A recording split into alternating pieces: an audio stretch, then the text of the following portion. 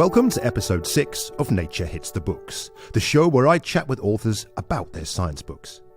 In this episode, I'm joined by Aomawa Shields, an associate professor of physics and astronomy at the University of California, Irvine. Aomawa's book, Life on Other Planets, a memoir of finding my place in the universe, was published earlier this year. The book tracks her career path as a scientist and a classically trained actor, her experiences as an African-American woman in STEM, and explores science's place in culture. Some of the things we talked about in this podcast.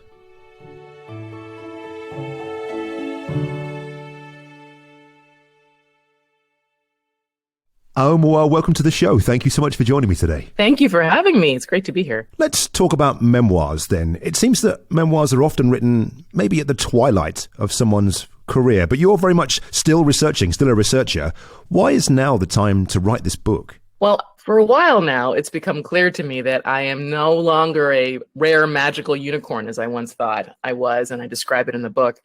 I have been contacted by people from all over the world saying, I too have multiple interests. I love architecture and piano or violin and weightlifting, and I have no idea how to put them together. And when I get those emails, it's reminded me that, this is a story that needs to be told. And certainly there's a lot to explore there, and maybe we'll dart around the timeline a little bit. But I think it's quite the journey to get where you are now. Maybe because the Nature podcast, we tend to talk about the latest research. Maybe we can start with talking about the here and now, I suppose. Can you tell me a little bit about your research? Well, my research focuses on climate modeling. And so what attracted me to astronomy in the first place was literally getting out with a telescope, usually, somewhere where it was cold, of course, night. Now what I do mainly is once the planet is found, that's when my work begins. Finding a planet, and we're looking for planets that might have the conditions conducive to the long-term presence of liquid water on the surface. So finding a planet that orbits its star at a particular region of space where it could have these conditions makes that planet potentially habitable. But we don't actually know if it has those conditions until we characterize it. And with observations, people can find the planet, but we don't yet know for these small Earth-sized planets what's in the atmosphere, what's on the surface, a lot of factors we can't constrain yet. And so that's where those of us who are computer modelers can really do a lot to fill in the gaps. We can put what's known observationally about a planetary system or a planet into the climate model, and then we can determine how habitable the planet would be as a function of these characteristics that we can't yet constrain. Atmospheric composition, shape of the orbit, tilt of the planet's orbit, surface composition. We can do so much to fill in those gaps, and that allows the observers and the entire exoplanet community to determine which planets are the most likely to succeed in this category. The ones we want to follow up on to really look and see not only are there habitable conditions, but might there actually be an inhabited state on this planet where we're actually seeing life somewhere. And the listeners won't be able to see this, but your hands have started moving around when you're talking about this stuff. This is clearly a great passion of yours, one of your passions, I suppose, and we'll come to that in a bit. But if we talk about your life, I guess, like a lot of children reading your book, it seems like you changed your mind about 10 or 15 times a day about what you wanted to be when you grew up. I did. But it seems like studying the universe was baked in pretty early on. But one of the things that stood out to me was that movies like Space Camp and Top Gun have been a big influence on you, which made me smile a great deal. For our younger listeners, maybe you could explain what Space Camp is and how these movies influence the young you. Well, as far back as I can remember, the movies and the TV shows were the things that made me want to do the thing, So like I was very much a child of pop culture. And so my family would sit around and we'd watch like Star Trek, The Next Generation. The best one. The best one. And then when I was 12 years old, I saw this movie called Space Camp. My 7th grade class was shown it. It's about a bunch of kids that get launched into space on the space shuttle accidentally while they're at space camp. It stars a very young Joaquin Phoenix, among others, Leah Thompson, Tate Donovan. And that movie, although, not an Oscar contender, changed my life, changed the course of my life. I ran home and my family had these set of World Book encyclopedias, which I loved. And yes, I had gone through different stages of wanting to be things like an orthopedist and other things throughout my life. But whenever I wanted to be something, I would pull out the volume that, with the letter that thing started with and look up the thing. And so that day I ran home and pulled out the A volume and looked up astronaut and astronomy and plotted my entire career trajectory, So and then like several years earlier, seeing the movie Top Gun, Kelly McGillis's character and her call sign was Charlotte Blackwood. And she was an astrophysicist. And she was such an incredible, character to me. She had these amazing mirror aviator glasses. I was just like, yeah, sign me up for that. Oh my goodness. I mean, you mentioned family there, and that's something that I wanted to ask you about, because you're not from necessarily a family with astrophysics or astronomy backgrounds, right? Like your mother was an academic, but a PhD in music theory and composition, I believe. And both your parents are jazz musicians. That's right. They're both musicians.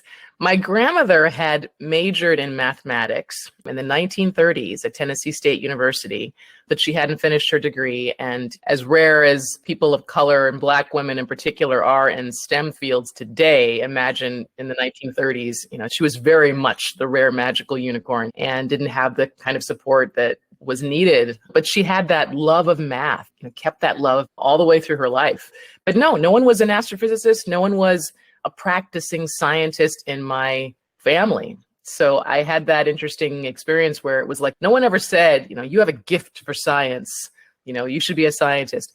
But I was strong in math in grade school. I remember competing with mostly boys, for some reason. There was the boy who had the highest math score, and then there was me, and we were both vying for the highest math scores. And I kept that, I was very committed to math and science, and had gone to a prestigious prep school in New Hampshire because it had its own observatory. And then I stumbled into something else while I was there at Phillips Exeter Academy. Yeah, and we'll talk about that something else, which is very much the arts. And it seems like art and science is something like a melody, counter-melody aspect of your book and your life, swapping backwards and forwards. I mean, did growing up with an academic mother maybe lean you towards academia, do you think? I remember a lot of her career path. When I was small, she was getting her PhD. So it took her 10 years to finish because she had me and my brother during that time. And so I remember hearing a lot about what grad school was like. She used to drag me to these seminars that were so boring. I mean, as a child, I would sit there and there'd be these random musical instruments playing because she focused on something called atonal music. So this music that kind of went against the 12-tone scale, traditional music that we sort of hear on the radio and things. And I would just fall asleep. And that was all fine until I started to snore. And she'd have to nudge me awake. But yeah, I think it's true that being around that environment, my mom didn't love being a professor. What she really wanted to do was compose music. But I would go to her office with her and I would interact with her students, while she was interacting with them. And there's something I remember loving about the fact that she had her own office to go to and people looked up to her and she had these responsibilities of mentoring others. And it seemed like a great deal of freedom to be a professor at the time as a child looking at her, the summers, there was a lot of freedom there. There were these things called sabbaticals, which I had no clue about. I'm actually on one right now and I'm, loving it. So I think there was even an unconscious feeling of comfort in that environment. And you did follow, I guess one would say, the traditional academic path to an extent, right? You studied science at university, you went on to do a PhD. But I think we have to talk about how it could have been very, very different, right? And you could have gone down, and did go down, I suppose, a very different route for a time. You left science to train and work as an actor. Yes. When I was in my first PhD program, and when I say first, of course, that means you're going to hear about another one. But the first one was right out of undergrad. I had gone to MIT, which was my plan, and started this PhD program in astrophysics at the University of Wisconsin-Madison. And during that first year, I was incredibly divided because I had discovered this love of acting at Exeter. I had stumbled into an audition for this play, Steel Magnolias, which of course went on to become its own movie. And then that led to acting in one play after another. And I became the acting girl on campus, and I was proctor of the observatory. And there seemed to be no conflict in high school doing that. It was very much experience everything that you can at school. But then as I got higher and higher in academia, on to college and such, it seemed clear that you had to choose something. And so I went into that first PhD program, even though at MIT, I had continued to kind of reach for arts and humanities whenever I could, just because my mind willfully went into that program didn't mean that dream was going to just magically disappear, that other dream of acting and continuing. And it started to come back up during that first year. As you might imagine, when you're not fully present with something, it's hard to really give it, all of your attention, all of your energy. And so my grades to suffer. And I had a professor, he suggested that I explore other career options. And that felt very devastating to me. And if I can jump in, I mean, this is a fairly monumental thing to be told, right? But it's given such brevity in your book, right? This huge point of transition, but it weighed heavily, I'm sure. It's true. And I have been asked that once before of like, you don't say that much about it in the book. And I think I didn't want to give it so much weight, nor did I want to let resentment into the story, because ultimately I had to work through that moment many, many years later. At first, I took it as confirmation that, okay, I don't see anyone around who looks like me. This person probably saw through me. I'm not supposed to be here. I might as well go pursue that other dream, acting. At first, I felt free. I left. I applied to acting schools and got in. And it felt like this huge weight, lifted off my shoulders. Like, phew, that dream is done. Like, now we can focus on the acting. But it was going to keep coming back because the way I had left, it was like a double whammy. The first comment that was made, and I know now, and I think I do mention this in the book, I would never say that to a student now as a professor. Like, we have that much influence, and yet we are not powerful enough to be able to see into the future and see that someone is not cut out to be X, Y, or Z. Like, I am not that powerful, but I can be incredibly influential. So I had to forgive both that professor for making that comment, and then I had to forgive myself for internalizing it, because that was the second whammy, was like I internalized that comment, as meaning I shouldn't be here. So here we are then. So you're doing this PhD program. The professor suggests that you think again and wields this power. And so you very much do then, and a whole different life begins, I suppose. It does. I flew to Los Angeles and started an MFA program at UCLA. And, at first it felt like playtime. It was like, this is grad school. Like, they're asking me to read plays and bring in poems and act them out and learn how to speak in certain ways. But what I realized was that it was very challenging in a totally different way. In science, no one seemed to care about how I felt about what I was learning. What seemed most important was, could I digest all the information sufficiently enough to pass that exam? Could I, produce that problem set and turn it in? No one ever asked, how do you feel about this work that you're doing? And that was my perception. And then here in acting, how I feel is the currency of being able to do the work. I was being asked to kind of resurrect every experience I'd had from childhood all the way up through adulthood, both the positive and the negative, and have those feelings and emotions, on my shoulders and under the skin, so that I could reproduce them and use them to embody these characters. And that was incredibly challenging, especially from someone who'd been a budding scientist for so long, and it was all about objectivity. Suddenly, everything was subjective, and it was about me as if I were experiencing this situation and this feeling and this emotion, and learning how to use my body to communicate. I had been talking from the neck up thus far, and then I was learning about all these different resonant cavities, and the nasal and the sinus cavity and the skull resonator and the chest resonator, and all these different ways I could communicate that allowed my whole body to be alive and vibrant in the communication. And there was a very technical side to acting too that I had no clue. And when people told me when I auditioned, the person at one of these schools said, you have great talent, you need training.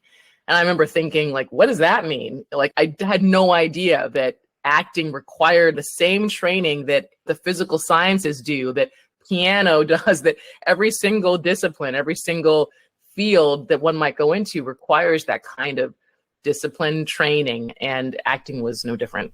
I mean, you obviously threw yourself at it then. You did your master's degree in acting then. Yeah, I couldn't just do the thing. I have to study it, because I guess I really am like a eternal academic in many ways. Like, I've got to approach it from that idea of studying. And you took it quite a long way. I mean, if listeners were to go and look you up on IMDb right now, there you are, right? You were there. It's true. I had some exciting successes. I remember, getting my SAG card was a very monumental step as an actor. The Screen Actors Guild, now it's SAG-AFTRA, but it was like that meant that I could work as a union actor, that I, of course, command higher fees, but it was a real place of honor of like, I've stepped into this upper echelon of professional actors. And that was for acting in a movie called 9 Lives that was directed by Rodrigo Garcia and premiered at Sundance. And it was an incredible honor and a huge amount of fun to do that film. Obviously, after acting, you did return to academia, and you described that journey in your book. And you had a second go at doing your PhD. And it can be quite tough to get back into science. What was your experiences of returning to research? I mean, I had been gone for 11 years, what we consider a solar cycle. And in many ways, I had to learn things for the first time. It had been so long, and many things I had forgotten, many things I felt like I never learned. I was an African-American student and a Black student in a field that was dominated by white men. I was an older returning student, 10 years older than my peers. And then I was a classically trained actor. So, there was this trifecta of issues that contributed to the imposter syndrome. And people would ask me in my department, yeah, I heard you went to acting school. What was that like? And I would change the subject as quickly as possible, because I wanted to be considered and taken seriously as a scientist. And one of these mentor programs that I found this time around, I really did all of the do's this time. I did not isolate as I had in the first PhD program. I went after everything, like this mentorship program for Black and brown students in the geosciences. They let me in, even though I was an astronomer. And it was started by Dr. Ashanti Johnson, who was the first African-American woman to earn a PhD in chemical oceanography from one of the schools here in the US. And this program matched me with a mentor who was a Black woman from Ghana and chemical engineer. And she told me that my theater background was my superpower. And that really changed everything for me. I recognized that this background that I was kind of trying to hide actually was an advantage. It made giving talks, science talks, I was able to do that kind of thing with relative ease. The Q&A portion took some work, because I wasn't used to people breaking the fourth wall, that exists. And so that really helped empower me. And honestly, I worked really hard. Being an older student, I was married at that time, and my husband and I had left very well-paying jobs in LA for me to move to Seattle. And so I knew I wasn't there to mess around. I mean, I finished that program in 5 years. It's typically 6 is how long it takes. And I think research, once I found the thing I wanted to do, which was looking at how ice interacts with different types of light from stars and how that interaction affects climate and habitability, I really was all in. It took a little time to find that research question that made me want to get up every morning and work on it. That's what every grad student wants, and dreams of. But once I found it, it flowed, and I had great advisors who helped walk me through what I needed to learn to be able to do the research.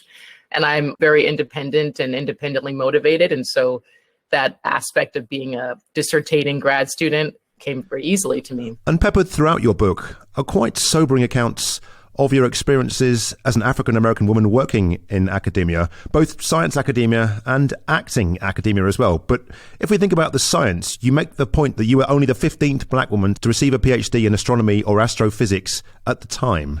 Maybe you can tell me about some of your experiences and how they've shaped you. Well, I'm so grateful to people like Jamie Valentine Miller, who has kept this record. There's the AAWIP, the African American Women in Physics, and she has chronologically kept track of all of the African American women who have received doctorates. And now the AAWIP also, catalogs grad students, those who have not yet completed their PhDs, but very nearly there. And so it goes all the way back. And yeah, I was the 15th at the time when I got my PhD in 2014. And then if we include beyond just astrophysics, but other physics disciplines, the numbers are a little bigger. But it's still so minuscule compared to the number of doctorates awarded annually in the US. And that feeling of imposter syndrome, this thing of feeling like I'm acting a part, that has never fully gone away, just because I've continued to succeed and now have tenure and have a team and have been awarded grants and this and that. That feeling may never go away. And I was told this by some mental health facilitators, one in particular who ran a process group for graduate women of color when I was in my second PhD program. And I remember asking him, like, does the imposter syndrome ever go away? And he was a Black man. And he was like, nope. It just gets a little bit quieter. And that's what I've discovered. It's like, until the faculty, the department is filled with people of color, I'm probably always going to feel a little bit like a fish out of water, or, lonely in that way, or at least alone. But what I realize now is that I don't have to let those thoughts of like, I feel like an actor when I'm a scientist. I feel like a scientist when I'm around other actors. I don't have to let that affect the actions that I take. Like, going back to that comment from that professor at Madison, I internalized it and allowed it to inform what I did next. And honestly, I wouldn't change it for the world, because it's why I am who I am. It's why I have the life I do. It's why I, have the daughter I have and the husband I have. It set in motion a series of events that would not have occurred had I stayed in that PhD program. But what I'm saying, it's like life happens and things happen in ways that we don't expect. And now, today, as I feel these feelings, and people who listen, may also reside in predominantly white spaces, whatever you're doing, whether it's science or something else, and you may be a person of color or a person who's older than your cohort, and you feel singled out or isolated for that reason, or any number of reasons why we can feel set apart. It's important to recognize those feelings, those fears, and then do it anyway. It's like the fears will pass once I acknowledge them and become aware and accept them. I don't want to get stuck in them. I do have to recognize them and be like, okay, yeah, you're afraid. Now let's do the thing. Let's get on with it. I mean, you talk about imposter syndrome there. I mean, having read the book, one thing that does come across, and one word that I wrote down, is turmoil. I think professionally you've got the draw of science versus acting, but personally as well, I mean, you take it back to high school and you write about whether to sit at the lunch table with your white roommates or at the table with your black and brown other kids at school who maybe you didn't know quite as well. Oh my gosh, yes. Turmoil, that is a good word to describe it. That sense of self-doubt permeated in different spaces. It wasn't only in academia. And as you point out, going back to high school, to that sense of, I had always grown up around white people. Those were the neighborhoods I lived in. And those were the people I felt most comfortable around, which was an incredibly confusing experience, given that I am not a white person. And it's like, there's a part in the book when I talk to my younger self, from later on life. And I'm like, if I could just talk to you now. And mainly I'm talking about the academic part. That was me talking to my college self. But I would love to go back even further to the high school self. And it's like not sweating the small stuff. Yes, at the time, it felt like the opposite of the small stuff. It felt like the most important choice every day, to walk in there and wonder if I was going to be turning my back on my people, my race, to not sit at that table, even though I didn't feel as comfortable at that table as I did at the table of the girls that I interacted with every day in the dorm. I also write about how I had to kind of like confront that innate prejudice that I carried at times, where I, as a Black person, had a fear of other Black men, even though intellectually I knew that white men are more likely to be the serial killer, like the statistics tell us that, and I had to sort of challenge that from a scientist perspective and say, what's going on here? And then I had to physically put myself in spaces where I was surrounded by Black and brown people. Because what I realized was that it was about exposure and experience. And I was, yes, more comfortable with what I was familiar with, but it didn't mean that I couldn't become more comfortable with what I was as yet unfamiliar with. And I really wanted to feel that other Black people were my kindred. And in undergrad, I planted myself in the all black dorm, and ended up making some of the dearest friends that I still have today, and recognizing that inner turmoil of being unable to accept myself and accept that I wanted to be around whoever I felt got me, that could be the most important thing. And ultimately, that's the way I live now today. Just being friends with people that I like, whatever their color, whatever their experience. And it seems a lot, I want to say easier, but more organic and authentic to do that today. But in high school, let's be honest, often there's a clique aspect. And so it becomes very important to establish yourself and who are your people. And for young Black budding scientists, as if you described yourself, who pick up your book and read it, what are you hoping that they'll get from it? My hope is that they know that if there's no one that they can look up to as a role model, that they can be their own role model. I want them to know that there's no one way to be a scientist. There's no one way to be an actor. There's no one way to be anything in this world. The way to do it is to be them doing it, and that they're not alone. There are mentorship programs out there, and I'm sure even more around today than when I was a grad student. But mainly it's about, embracing and accepting myself, that's my hope for them.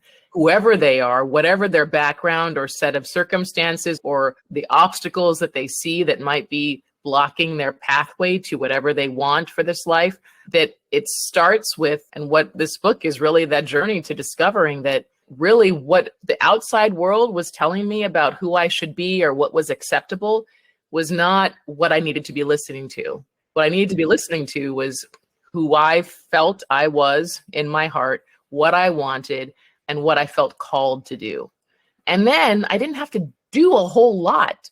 Once I acknowledged that those parts of me acting in astronomy were very much present, that really set things in motion for the universe to show me ways to combine them. I had been working very hard to figure it out. It needs to be astronomy, it needs to be acting, it needs to be this. As you'll discover in the book, many of those miracles came about through really not doing very much at all, but embracing and accepting that those parts were there. And do you think that highlighting these experiences will be illuminating to folk who've maybe come from a more privileged background who haven't experienced them? I think it is important. In the US, we had a resurgence of the Black Lives Matter movement several years ago in response to George Floyd's murder. And that was a tender time, especially for those of us who identify as Black people. And I remember in academia, I was grateful that my institution didn't look to me to tell them what needed to be done to encourage more Black and brown students to attend UCI.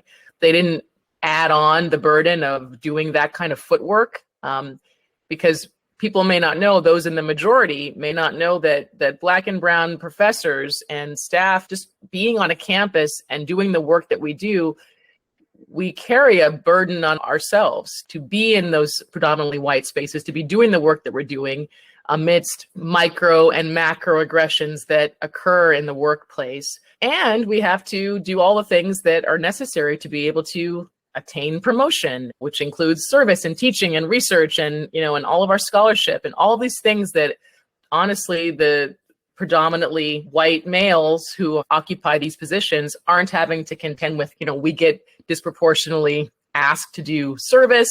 And so that idea of that extra time that many of us do service, that extra time is being spent writing and doing scholarship for people who are not being asked those things. So I appreciated the people who are in the majority recognizing that it is their job to do that work to make the spaces more inclusive for other groups.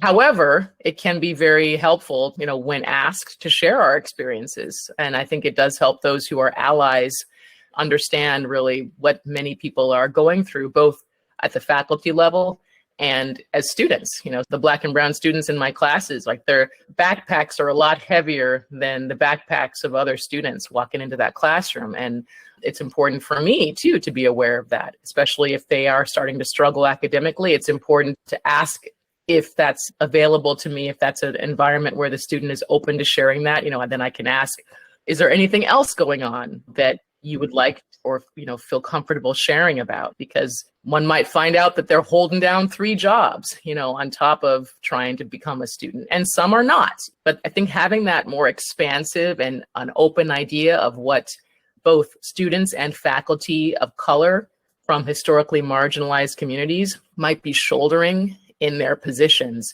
is an important tool and piece of this discussion of how do we make these spaces more inclusive and more conducive to these students and faculty staying, not just, getting there, but staying and retaining them. Your book has been out for a little while now, and obviously you've held this mirror up to yourself. And introspection can be a little bit frightening, I suppose, to peer at yourself. What has it taught you about you, do you think? It's taught me that I have the ability to craft a narrative.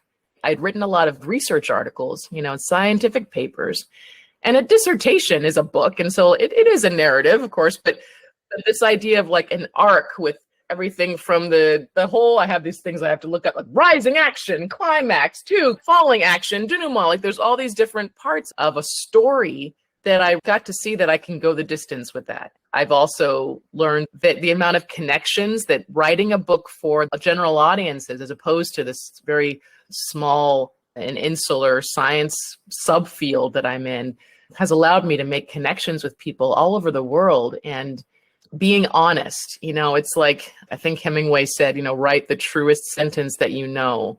And I tried to do that in this book, that every sentence there is a sentence that's true for me, especially the ones that are scary. And I got to see that I had the courage to write them down, even though it exposed me, in a very vulnerable way. That's the difference between writing a memoir and writing a novel. The memoir really is like, that's me. And I think that I'm okay with that.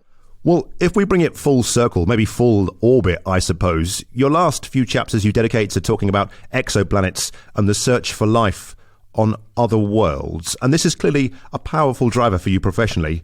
Why is it such an important thing for you as a researcher? I mean, now that I'm a mom and I have, my daughter that I'm talking to her about planets, and she knows all the planets in the solar system, and we talk about exoplanets too. And this idea that we could answer the question, are we alone, within, if not my lifetime, within her lifetime, that she could grow up in a universe where there are multiple origins of life. That continues to motivate the work that I do, because I think knowing that would allow all of us, her included, to feel less alone, more connected, and simultaneously more precious, that a lot of our problems will not seem so large with this knowledge that when we look up at the sky at night, there's something looking back at us.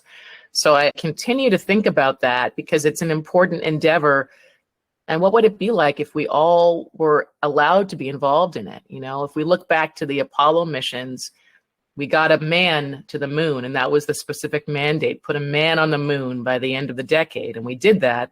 And the mission control was very homogeneous, both in terms of race and gender at the time. And what would it be like if today we allowed everyone, from those of us who are trained as scientists to the middle school girls in my Rising Star Girls program, which encourages girls to explore the universe using the creative arts. And they do artist-inspired depictions of exoplanet environments. They have a place at the table too, because their imaginations that craft these exoplanet environments could be what actually allows us to identify the next planet where life exists. So I think this expansive viewpoint on answering this question, along with a mandate from someone of like, we're going to answer it by the end of the 2050s or something like that. How amazing and important would it be if we could dedicate ourselves to answering that question? I'm pretty excited about what could transpire. Aomawa Shields, thank you so much for joining me today. Thank you. It's been a pleasure. Aomawa Shields there. Her book, Life on Other Planets, a memoir of finding my place in the universe, is out now. That's it for episode 6 of Nature Hits the Books. If you have any feedback on the show, why not ping us an email to podcast@nature.com with the subject line, Nature Hits the Books. Otherwise, look out for the next episode in the new year. The music used in this episode was called To Clarity by Air Ray via Epidemic Sound and Getty Images. I'm Benjamin Thompson. Thanks for listening.